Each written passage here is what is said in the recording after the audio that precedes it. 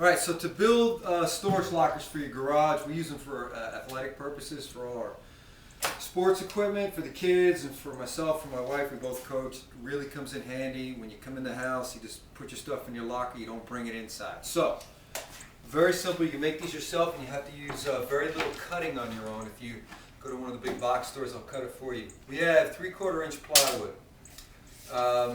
Don't have to get a finished plywood. We're not using a finished plywood. It's just a sheathing material. It's much less expensive. If you want something fancy, you go with a birch or something like that. So what you do is you have them cut your 4x8 sheet into 16-inch pieces or 3 equal size pieces. You just tell them you want equal size. 3 16s will give you 48. So you get right. So that's what we have here. Then you want them all cut to the 8-foot length, but you're going to go ahead and cut 5 of them or 4 of them, depending on how many bays you want, to 6 feet. If you do 6 feet, you'll be left with some pieces like this. All right, pull off the ends. You could probably measure it out so you get an exact cut, but then what you'll do is you'll cut this again to be your shelf. All right. If you made these a little bit longer, you'd end up with the exact cut for the inside, but I didn't figure it out that way. I just made it, these are a little bit long, and then you'll measure and cut these for your shelf. A couple things really quick. All it is, you got your 8-foot piece on the top. Right here, we screwed it in. We're working on the bottom right now. It's very simple to do. You're just going to measure, because you know it's 8 feet. So you're going to mark in the middle. You got 4 feet, 2 feet, 2 feet. So it's 2, 4, 6. That'll give you your 8-foot length. When you screw these in, I like to glue it and screw it, just like you would do on the floor. Make sure that everything is lined up properly. Your boards are going to warp a little bit, so I got Connor here helping me today. One of the things you want to do is when you make your mark, okay, in this case at 2 feet, I'm going to do the same thing at the bottom, and then I'm just going to draw a line so I know when I put my screws in, I just put them in on the line, and then you don't get kind of lost as you work. The other thing to do, if you bring that camera over here really quick, just show this angle in here, coming this way from behind. That girl. All right, so I already put one screw at the top just to show you.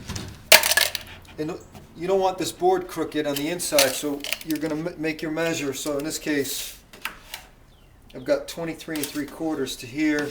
It'll be the same thing, or 23 inches from the inside. All right, and then 23 inches from the inside down here as well. I make a mark, and I draw that line. And now I just have to match that board up to that line on the inside. And then I know I'm straight. Okay, do that all the way in the bottom and on the top, and then I'll show you how to trim it out. All right, so we're putting this back on.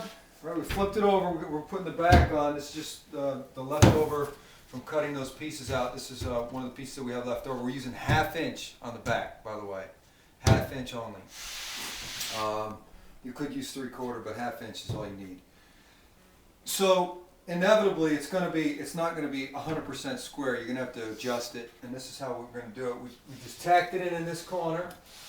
Bring this down now, Connor, all the way down. We're just going to line this bottom edge up right here to its furthest point. You see it starts to bow in here. So we're just going to tack another nail in right here. Just like that. Now Connor's going to start to pull it right there. I'm going to go ahead and tack another nail in.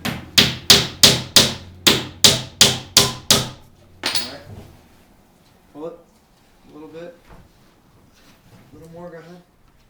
Alright, so what I've done here is I've put these 1x2 nailers on both sides, using that same technique before, drawing that line so that you can make sure that it's nice and square. Then I cut that leftover 3/4 inch plywood that we talked about. It fits in here just right. But before I did that, what I'm going to do is just add a little bit of this adhesive. Okay. I already put it on the other side.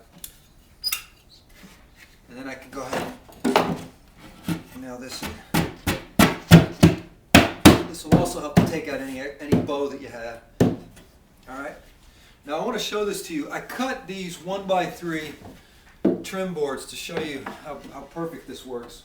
When you do the 1x2 nailers in here, all right, because now I can just tack this down. The glue's not enough. You want to either screw or tack that down as well. But I want to show this to you. You take the 1x3, center it on the bottom, and center it on the top. You can get that camera in tight. I want to show them this. It covers that space from the outside of this 1x2 to the outside of this 1x2 perfectly. So it really makes it nice, even just for a garage storage unit. It's a nice tight job. We'll just nail this on using finish nails. And then you could take a shelf edge and put it on here and make that look real nice. So I'm going to do this, and then I'll show you the final step. All right, you can see I'm making this adjustment here. Just going to line this up. And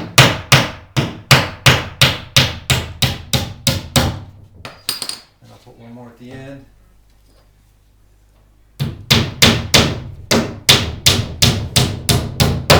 You see, I didn't put these all the way in just in case I had to make an adjustment as we went.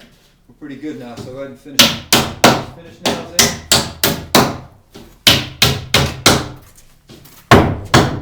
Alright, now, really important, very common for these to be a little bit bowed, a little bit off. So you want to make sure you take your tape measure and you make a mark. It's also why I like to do this in sections so we can work in here. I know that, for example, the middle one, let's just use the middle one as an example, I'll show it to you. I know that this is exactly 4 feet to center. That mark is still out here. So now what I'll do is measure from the outside of the board, because that's going to be my outside edge, 4 feet, make a mark. And you can already see that this board is off. It's just a little bowed. The boards are sometimes bowed, so I'm just going to move it into that mark, and can you grab me a nail? Actually, I got one. And I'll just I'll tack a nail in right on that mark. So now I know I'm straight. I won't put it in all the way yet. I'll get them all lined up. I'll get the outsides lined up, and then I'll put the other one on top for the back. But it's really important, because if you don't make sure that they're all squared and you take any bows out like this, it's just really difficult to get things to line up when you get it on your wall. So we'll keep working.